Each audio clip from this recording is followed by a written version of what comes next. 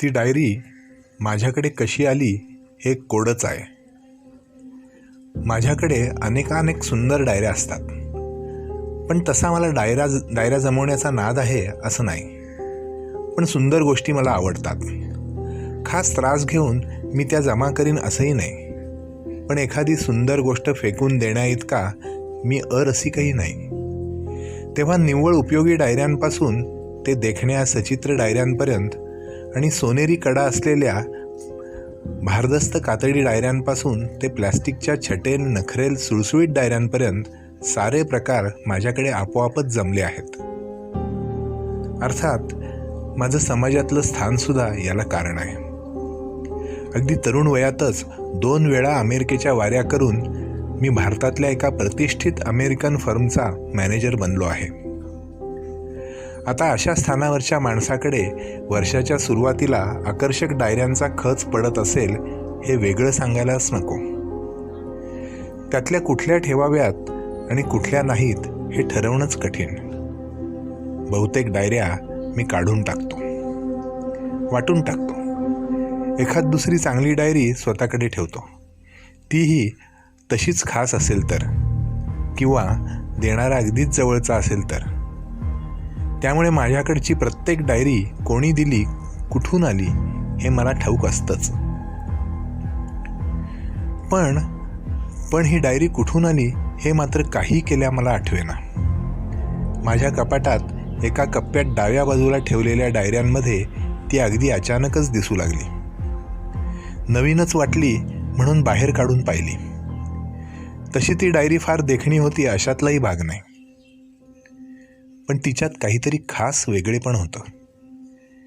ती पाहावीशी वाटत होती. तिचा स्पर्श मखमली होता, रंग काळाभोर होता, पानांच्या कडाही काळ्या होत्या. मी ती उघडली. पहिलं पान देखील काळंभोर होतं. डायरी अर्थातच कोरी होती. एकदम वारा आला आणि तिच्यातली पानं अनावर झाल्यासारखी पडू लागली. एक चमत्कारिक हुरहुर माझ्या मनात दाटून आली. मी ती डायरी फाडकन बंद केली. पण हातातल्या हातातच मला तिचा वेगळेपणा जाणवू लागला. जसं काही एखाद्या थंड निर्जीव वस्तूऐवजी श्वासोच्छ्वास करणारी उबदार जिवंत गोष्ट मी हाताळत होतो. मी डायरी उलटून पाहिली. तिच्यावर कसलंही नाव नव्हतं, नक्षी नव्हती, काही सुद्धा नव्हतं. ती अगदी कोरी होती. हातातल्या हातात धडपडणारं सुटकेचा प्रयत्न करणारं पाखरू आपण हातातून सटकन सोडून द्यावं तशी मी ती डायरी पटकन कपाटात ठेवून दिली. कपाट बंद करून घेतलं. मनातलं कोडं न उलगडलेलंच राहिलं. ही डायरी इथं आली कशी? मी स्वतः ती विकत घेतलेली नव्हती. कुणी मला दिल्याचंही आठवत नव्हतं. मग काही असो, ती माझ्या मनात भरली होती खास. तो दिवस चांगलाच आठवतो, कारण त्याच दिवशी ऑफिसनं एक्स्ट्रा प्रमोशन देऊन माझ्या कर्तबगारीचं खास कौतुक केलं होतं. जे यश मिळवायचं असं मी कधीपासून घोकत होतो ते आज माझ्या दारात येऊन उभं होतं. आणि नेमक्या याच दिवशी ती काळी डायरी माझ्या कपाटात येऊन पडली होती.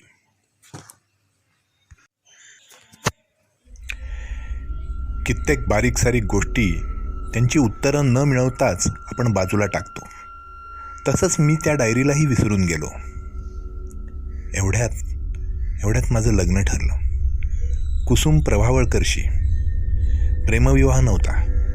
मुलगी पाहूनच पसंत केली होती. मोठ्या घराण्यातली होती. तिचे वडील प्रख्यात डॉक्टर होते. मुलगी देखील नुकतीच डॉक्टरकीची परीक्षा पास झाली होती. प्रॅक्टिस करायची म्हणत होती. दिसायला साधी पण आकर्षक होती. नाव ठेवण्यासारखं काहीच नव्हतं. सहजासहजी लग्न जमलं. मुख्य म्हणजे हे सगळं माझ्या आजवरच्या योजनेप्रमाणेच झालं होतं. मी फार गरिबीत शिकलो होतो. कदाचित कुठली तरी सामान्य नोकरी पकडून त्यातच रमलो असतो. 4 चौघींसारख्या एखादीशी लग्न केलं असतं. पण मी थांबलो. धीर धरला. मनासारखं शिक्षण घेतलं. मनासारखी नोकरी मिळाली आणि नोकरीत पाय घट्ट रोवल्यानंतर आता ही दृष्ट लागण्यासारखी बायकोही मला मिळत होती. साखरपुडा 30 जानेवारीला करायचं ठरलं. 30 जानेवारी 1977. एकदम डोक्यात आलं. 30 जानेवारी ही तारीख डायरीत नोंदवून ठेवायची.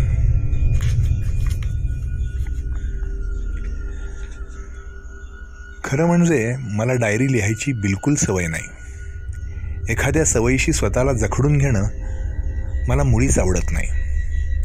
पण 30 जानेवारी ही तारीख महत्त्वाच्या घटनेची होती. ती नोंदून ठेवायलाच हवी असं वाटलं. म्हणून त्यासाठी एखादी कोरी डायरी काढायचं मी ठरवलं. आणि कसं कोण जाणे, पण हात त्या काळ्या मखमली कवराच्या डायरीकडेच गेले.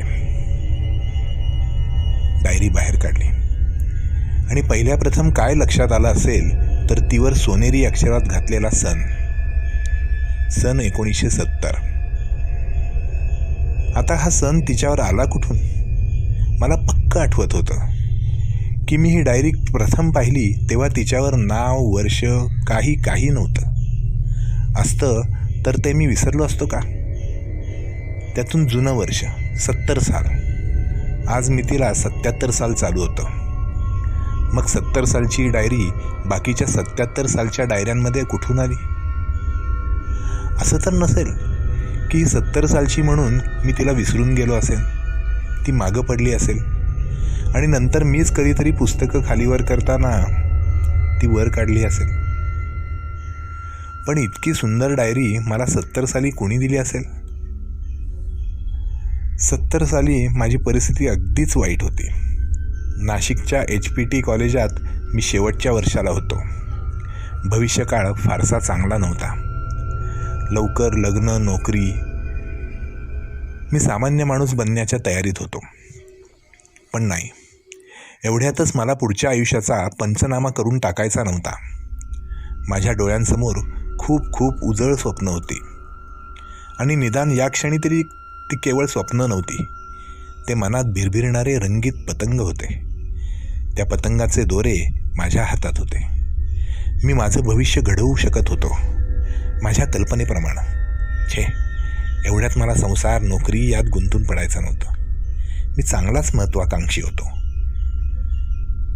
मी जुनं विसरायचं ठरवलं. आयुष्याचं नवं पान उलटायचं ठरवलं. मी डायरीची पानं उलटली.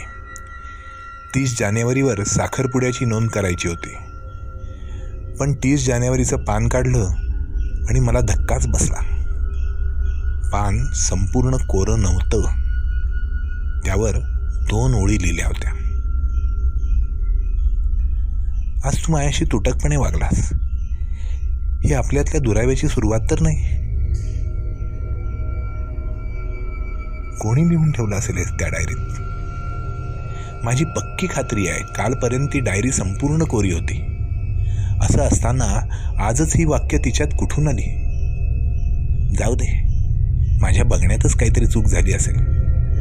30 जानेवारीच्या पहिल्या पानापासूनच ती 2 वाक्य असतील आणि माझ्या नजरेतून ती निसटली असतील. मी पुन्हा सबंध डायरी चाळून पाहिली, पण नाही, त्या 2 वाक्याखेरीज आणखी कुठेही काहीही लिहिलेलं नव्हतं. मी विचार करायचाच नाही असं ठरवलं. पूर्वीच कधीतरी ती वाक्य लिहिली असतील, नाहीतर ती डायरी चांगली 7 वर्षापूर्वीचीच होती. पण कुणी लिहिली ती? जाऊ दे, 7 वर्षापूर्वीचं आता कसं आठवणार? पण विसरू म्हटलं तरी ते शब्द सारखेच आठवत राहिले. मनावर जसा काही चरा ओढला होता त्या शब्दांनी. आणि त्या डायरीचं एक अनावर आकर्षण वाटायला लागलं होतं. ती डायरी उघडायचीच नाही असं म्हटलं तरी ती उघडावी आणि शब्द वाचावेत असं एकसारखं वाटत होतं. पण कशाला वाचायचं ते शब्द? ते कोणी लिहिलेत हे मला कधीच कळणार नव्हतं. मी माझी उत्सुकता दाबून ठेवली. पण फक्त 4च दिवस. 5व्या दिवशी माझ्याच्यानं राहावे ना. मी ती उघडली आणि 30 जानेवारीची नोंद शोधू लागलो. पण त्याआधी दुसरंच एक पान उघडलं गेलं. 5 फेब्रुवारी. त्यावर नोंद होती, आज मी रडत घरी आले. तुला माझ्याविषयी काहीच वाटत नाही का? मी थक्क झालो. 4-5 दिवसातच हे कोणीतरी लिहिलं होतं. कारण गेल्या खेपेला पानं कोरी म्हणजे अगदी कोरी होती. कोणीतरी मुद्दाम चावटपणा करीत होतं. पण कोण? माझ्या आजूबाजूला तर असं थट्टेखोर माणूस कोणीच नव्हतं. या मस्करीचा हेतू काय असणार? काहीही हेतू असेल, कुणीही हे करत असेल, पण आपण त्या व्यक्तीला ही संधी देता कामा नये. मी ती डायरी कपाटात ठेवून कुलूप लावून टाकलं. खरं तर हा शुद्ध पोरकटपणा होता. एक कोरी डायरी, तिच्यावर मी कसलंही गुपित लिहिण्याचा विचारसुद्धा करीत नव्हतो. असं असताना तिला एवढी कड्या कुलपा कशाला हवीत? बरं, कुलूप लावून तरी माझं समाधान कुठं झालं होतं. दररोज कपाट उघडून मी डायरीची पानं तपासतच असे, कुणी पुढं काही लिहून ठेवलं आहे का हे बघण्यासाठी. पण नाही, पुढली पानं कोरीच होती. माझा तर्क बरोबर होता. डायरी उघड्यावर असताना कोणीतरी 2 वेळा तिच्यात लिहिण्याची संधी साधली होती. आता कुलूप लावल्यावर कशी झाली पंचायत?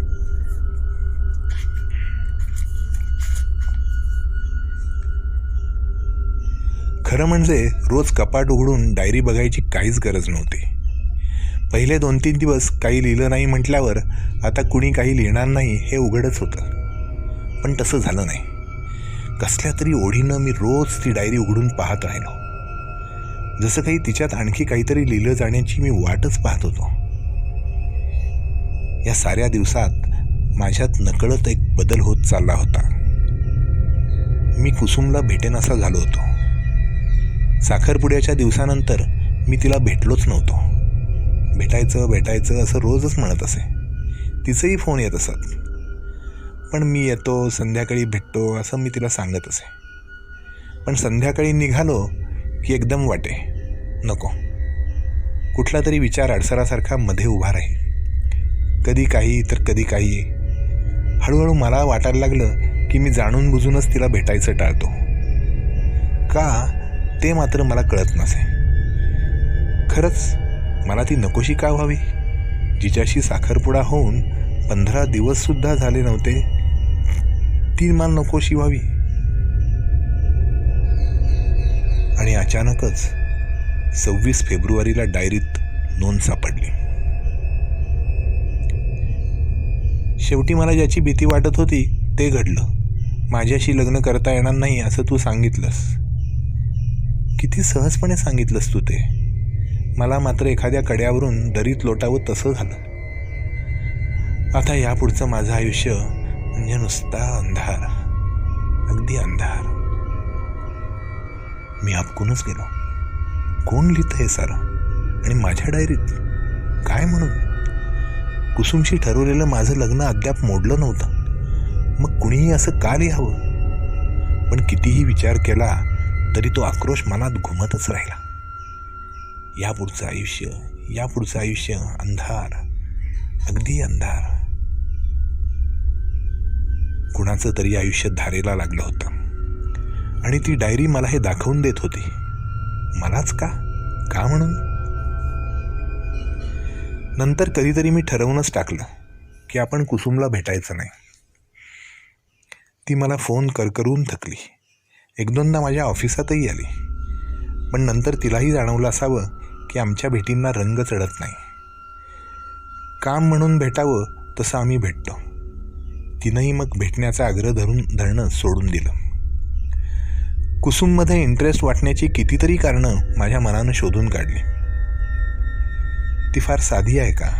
तिचं घर मोठं, त्या मानानं माझं कुटुंब गरीब, हे तिला जाणवत असेल का? मी नुसती परीक्षा देऊन मोठी जागा मिळवली, त्यापेक्षा डॉक्टर म्हणून तिचं कर्तृत्व मोठं नाही का? आज ना उद्या ती डोईजड होणार नाही ना? 1 ना 2 कारणांची एक यादीच तयार झाली. शेवटी मी लग्न मोडायचं ठरवलं. कुसुमला तसं सांगितलं. तिला थोडंसं आश्चर्य वाटलं, पण तरी तिनं ते समजून घेतलं. कदाचित तिला ते याआधीच जाणवलं असावं. वडिलांना समजावून सांगायचं काम तिनं स्वतःकडेच घेतलं.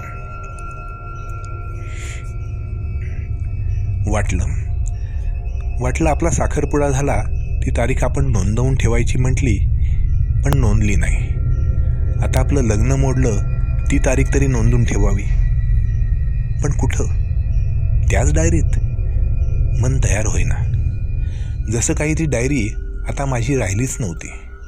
दुसरंच कोणीतरी तिच्यात काही वाई लिहून ठेवत होतं आणि ती डायरी ते लिहिणाऱ्या व्यक्तीचीच झाली होती. तरीही मी ती डायरी उघडली. कदाचित नवीन काही लिहिलेलं सापडेल अशा अपेक्षेनं. पण डायरीचं आजच्या तारखेचं पान कोरं होतं आणि पुढचीही पानं कोरीच होती. मनानं सुटकेचा निश्वास सोडला आणि निराशेचाही. असं वाटलं होतं की नवीन काहीतरी वाचायला मिळेल. मग स्वतःचीच गंमत वाटली. का वाटावं असं? दुसऱ्याच्या आयुष्यात डोकावण्याची काही उत्सुकता. तिनं डायरीत काहीतरी लिहून ठेवावं अशी इच्छा. ती सुद्धा कुणी डायरीला हात लावू नये म्हणून डायरी कडी कुलपात ठेवलेली असताना. मला नेमकं हवं होतं तरी काय? डायरीविषयी मी कुणालाच सांगितलं नाही, कुसुमला सुद्धा, किंवा एखाद्या जवळच्या मित्रालाही. जसं काही त्या डायरीतला मजकूर हे माझं स्वतःचं एक खास गुपित होतं. त्या डायरीतल्या मजकुरात आणि माझ्यात एक जवळचं नातं होतं. जे लिहिलं जातं ती मस्करी नाही हे मला आता पटलं होतं. पण मग कुणाच्या दुःखाशी माझी ओळख होत होती. कोण होती ही मुलगी? आणि हा विचार करता करताच तिनं माझ्या डायरीत लिहिणं मला नेहमीचं वाटायला लागलं. जणू त्यात काहीच जगावेगळं नव्हतं. हळूहळू माझ्या लक्षात आलं की तिनं पुढं काही लिहावं याची मी वाटच पाहतोय.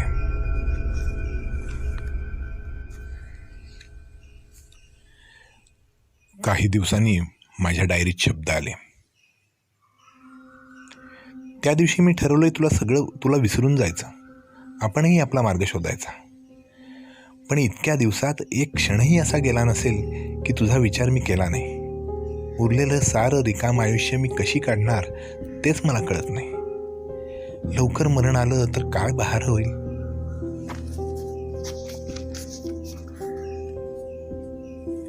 हे वाचलं आणि मी फारच उदास झालो.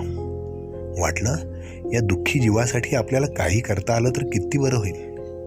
पण मी काय करणार?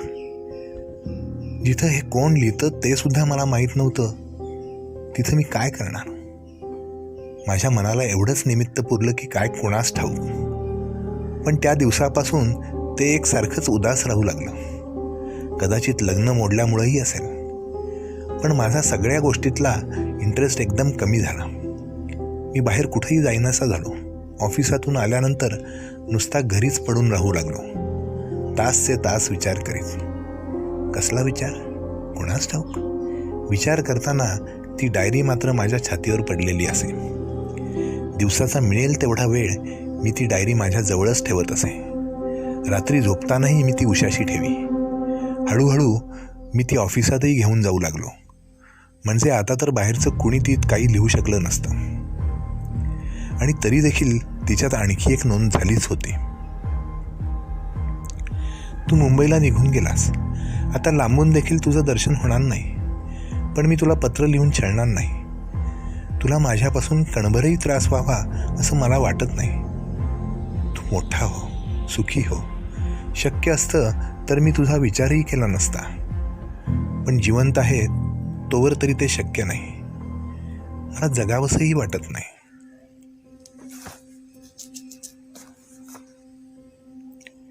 मी काय करू शकत होतो? या वेड्या जीवाच्या समाधानासाठी मी काय करू शकत होतो?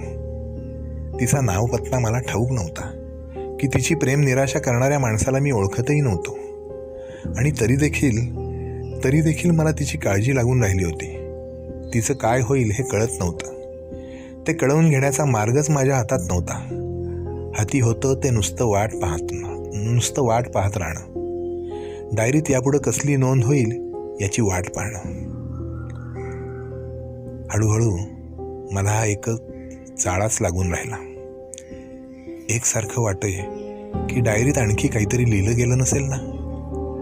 पूर्वी दिवसातून एकदा ती डायरी पाहणारा मी आता तासाला पाहायला लागलो होतो. हो, मधल्या वेळात काहीतरी लिहिलं असलं तर ते चुकायला नको. अर्थात यासाठी मला ती डायरी ऑफिसात घेऊन जाणं भाग पडायचं. तिथं हातातलं काम बाजूला ठेवून तासाला डायरी पाहणं हा एक उद्योगच होऊन बसला होता. पण मला त्याचा त्रास वाटत नसे. उलट व्यसनी माणसाच्या अधीरतेनं मी डायरीकडे वळायचो. डायरीत काही नवीन लिहिलेलं नसलं तरी निराश न होता थोड्या वेळानं पुन्हा पाहू असं ठरवायचो. लोकांना चुकवून व्यसन करणाऱ्यासारखा गुपचूप डायरी उघडायचो. पण लोकांनाही कळल्याशिवाय राहिलं नव्हतं. लोक हसायचे, आपापसात कुजबुजायचे, ऑफिसात चर्चा करायचे. अर्थात माझ्या केबिनपर्यंत ती पोचत नसे, पण तरी येता जाता कानावर यायचा. मला राग यायचा. असला एखादा माणूस डायरी सदा सरुकाळ बाळगत, त्यात काय एवढं कुजबुजण्यासारखं. एक दिवशी तर कमालच झाली. कुणीतरी ती डायरी माझ्या केबिनमधून उचलूनच नेली. मी शोधाशोध केली, पण डायरी सापडेना. त्यावरून लक्षात आलं की बाहेरच्या या नादान माणसांपैकीच कुणीतरी माझी मस्करी करण्यासाठी ती उचलली असेल. मी चिडलो, संतापलो, खवळलो आणि मग असहाय्य झालो, दुबळा झालो. डायरी वाचून मला क्षण असह्य व्हायला लागला. जसा काही मी ड्रग ॲडिक्ट होतो. माझं व्यसन जगाला कळलं होतं. त्यांनी माझं ड्रग माझ्यापासून पळवलं होतं. रक्तालाच त्या विषारी पदार्थाची चटक लागल्यामुळं त्याशिवाय जगणं मला अशक्य होतं. त्या दुष्टांना हे माहीत होतं, पण ते माझा अंत पाहत होते. कदाचित चांगल्या हेतून मला या व्यसनापासून सोडवण्यासाठी. पण त्यांना कळत नव्हतं की मला त्याशिवाय एक क्षण कंठणं कठीण झालं होतं. मी वेडापिसा झालो होतो. अखेरीस न राहून मी केबिन बाहेर आलो.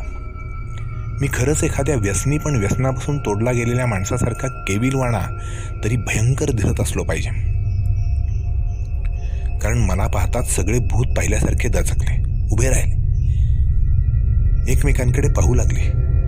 मी त्यांना ओरडूनच विचारलं, has anybody seen my diary? कोणी काहीच बोलेना.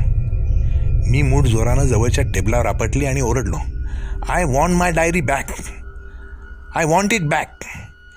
सगळे माझी नजर टाळत खाली पाहू लागले. माझा हा वेश ओसरला. दिनवाणेपणानं मी त्यांची करुणा भागली. Please I want my diary back, please.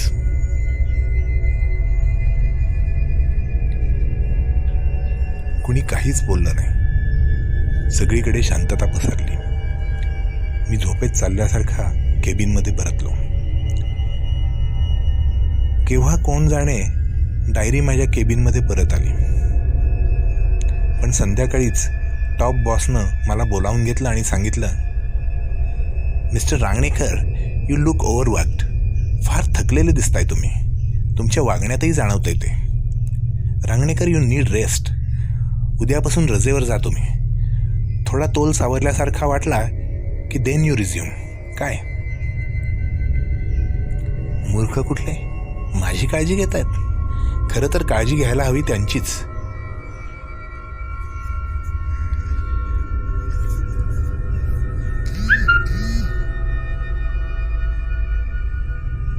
पण टॉप बॉसचा हुकूम पडला ना. मी मुकाट्यानं रजेवर गेलो. पण त्या रात्री मला डायरीत नवीन नोंद दिसली. जेवण जात नाही. आईबाबांच्या आग्रहासाठी इतके दिवस लिंबा एवढा भात खात होते. आता त्याचीही शिसारी आली आहे. बाप रे, या मुलीनं प्रेमासाठी सरळ अन्नपाणी सोडलं की काय. किती पाषाण हृदयी हा माणूस. आणि त्याच्यावरून तिनं आपलं सर्वस्व वळवून टाकलं. आणि असल्या या स्वर्गीय प्रेमाचा अवेर करून तो मात्र निघून गेला, तिची वास्त पुस्तही न घेता. असल्या नीच माणसांना जगायचा अधिकारच नाही. मधल्या काळात माझी जेवणावरची वासनाच उडाली. ऑफिसातही जायचं नव्हतं. दिवसेंदिवस मी जागचा न हलता ती डायरी हातात धरून नुसता पडून राहू लागलो. एके दिवशी कुसुमाने माझा दाढी वाढलेला, डोळे ओढलेला, खंगलेला अवतार पाहून ती म्हणाली, रांगणेकर, तुमची हालत फारच खराब झाली. कानावर आलं होतं म्हणून बघायला आले, पण अवस्था इथवर पोचली असेल असं काही वाटलं नव्हतं. मला कुठं काय झालंय? मी खिन्न हसून म्हणालो. मदतीची खरी गरज तिला आहे. कुणाला? कुसुमनं विचारलं. पण या प्रश्नाला माझ्याकडे उत्तरच नव्हतं. कुसुम बिचारी चांगली मुलगी, नाहीतर ज्यानं आपल्याशी ठरलेलं लग्न मोडलं त्याची विचारपूस करायला दुसरं कोण आलं असतं? तिनं खूप तपासणी केली. दुसऱ्या दिवशी मला हॉस्पिटलमध्ये घेऊन गेली. नाना तऱ्हेच्या टेस्ट घेतल्या. तिसऱ्या दिवशी एका दाढीवाल्या डॉक्टरकडे घेऊन गेली. त्याच्याकडे स्पेशल रूममध्ये मला ठेवण्यात आलं. मी विरोध केला नाही. घरी काय आणि इथं काय, कुठून तरी डायरीवर लक्ष ठेवायचं. दिवसाचे 24 तास डोळ्यात तेल घालून, ते मात्र फार महत्त्वाचं होतं. कारण त्या मुलीचं कधी काय होईल हे सांगवत नव्हतं. नाहीतर काय, कालच डायरीच्या पानांवर नोंद होती. आता माझं दुःख आटोक्यात आले, कारण फार थोडे दिवस आता भयान जगात काढायचे आहेत. इथून जाण्याचा, दुःख संपवण्याचा फार चांगला मार्ग मला सापडला आहे. अन्न पाण्या वाचून माणूस किती दिवस जगू शकतं? तुला आवडणारे माझे हात आता नुसते वाळक्या काटक्यांसारखे दिसत आहेत, पण काही बिघडत नाही. तू थोडाच आता ते बघायला येणार आहेस. आई बिचारी रडत असते, पण बाबा तिची समजूत घालते. शेवट अगदी जवळ आलेला दिसत होता, पण मला आशा होती तो अजून येईल, तिला भेटून जाईल. डायरीची पुढची पानं आशेनं बहरतील. दाढीवाल्या डॉक्टरांना माझ्यात सुधारणा होईल अशी चांगलीच आशा वाटत होती. आता ती डायरी माझ्या हातात पडली. त्याला जवळजवळ 7-8 महिने होत आले होते, पण अजून एकदाही डायरी लिहिणारी व्यक्ती मला दिसली नव्हती. पण परवा रात्री ती मला जवळजवळ दिसलीच, अशी पाठमोरी, पण अगदीच ओळखीची असावी तशी वाटली. टेबलाशी बसून ती डायरीत लिहित होती. मी थरारून गेलो.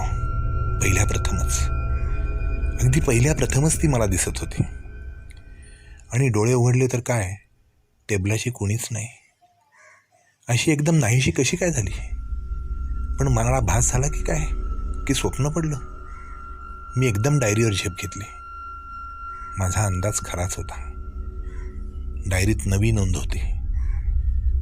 मग मला दिसलं ते स्वप्न कसं काय म्हणायचं. मी घाईघाईत ती नोंद वाचली. आता फार थोडा वेळ उरला आहे. काही तासातच सुटका होईल. या जगातून जाण्यापूर्वी एकदा तुझी भेट झाली असती तर.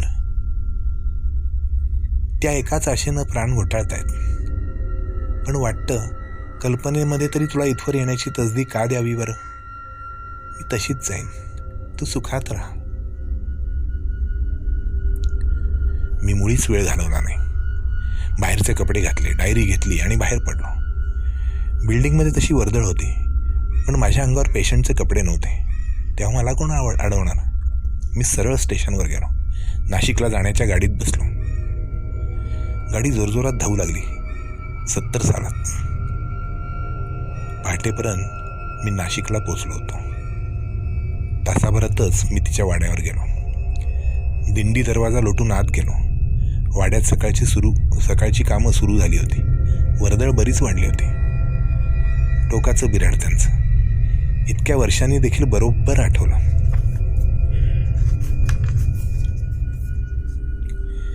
बाहेर एका मोठ्या लाकडी पेटीवर बसून तिचे वडील स्तोत्र म्हणत होते. हो, शंकाच नाही, तिचेच ते वडील. त्यांच्यासमोर जाऊन उभा राहिलो. बाबा, मला ओळखलं? मी रांगणेकर. मागे तुमच्या घरी यायचो मी. म्हाताऱ्या वडिलांनी डोळे किलकिले करून पाहिलं. तसं त्यांचं वय फार नव्हतं, पण अकाली म्हातारे झाले होते. अगदी उद्ध्वस्त झाल्यासारखे दिसत होते. कॉलेजात होतो त्यावेळेस माझं प्रेम होतं तुमच्या मुलीवर, पण जात वेगळी म्हणून तुम्ही विरोध केला असतात म्हणून आम्ही न थांबता सरळ लग्न करायचं ठरवलं. पण मी एकदमच विचार बदलला. लग्न करायचं तर त्यासाठी मिळेल ती नोकरी घ्यावी लागली असती. अगदी सामान्य रीतीनं जगावं लागलं असतं. म्हणून मी सगळं तडकाफडकी संपवून टाकलं. मुंबईला गेलो, ओळखी काढल्या, पैसे गोळा केले, फॉरेनला गेलो. आता खूप मोठा माणूस झालोय मी. तिच्या वडिलांना ओळख पटलेली दिसली. काय करतील ते आता? माझ्या फाडफाड मुस्कडात मारतील, मला घालवून देतील. त्यांनी कितीही मोठा अपमान केला तरी तो कमीच होता. बस, ते थकलेल्या आवाजात म्हणाले आणि त्यांनी तिथंच कोपऱ्यात ठेवलेली चटई अंथरली. तू मोठा माणूस झालास, पण तिनं मात्र मनाला फार लावून घेतलं बाबा. तुझ्या आठवणींनी ती झिजून झिजून मेली.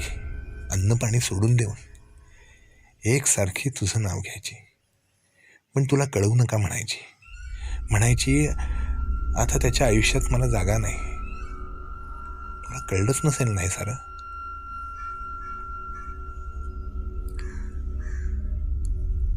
सुरुवातीला नाही कळलं बाबा, पण नंतर अगदी शेवटी नीट लक्षात आलं.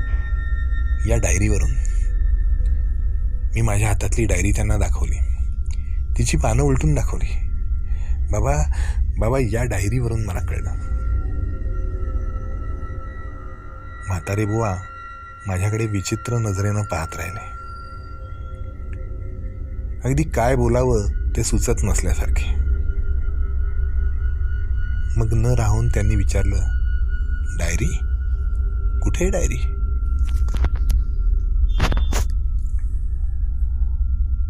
पोलिसांना रांगणेकर नाशिकच्या रस्त्यावर मिळाला. त्यांनी त्याला तो जिथून बाहेर पडला होता त्या सायकॅट्रिक नर्सिंग होमच्या स्वाधीन केलं. पण 3-4 दिवसातच तो तिथं मृत्यू पावला. मरताना तो एका डायरीविषयी काहीतरी बोलत होता, पण बरीच शोधाशोध करूनही त्याच्या सामानात डायरी सापडली नाही.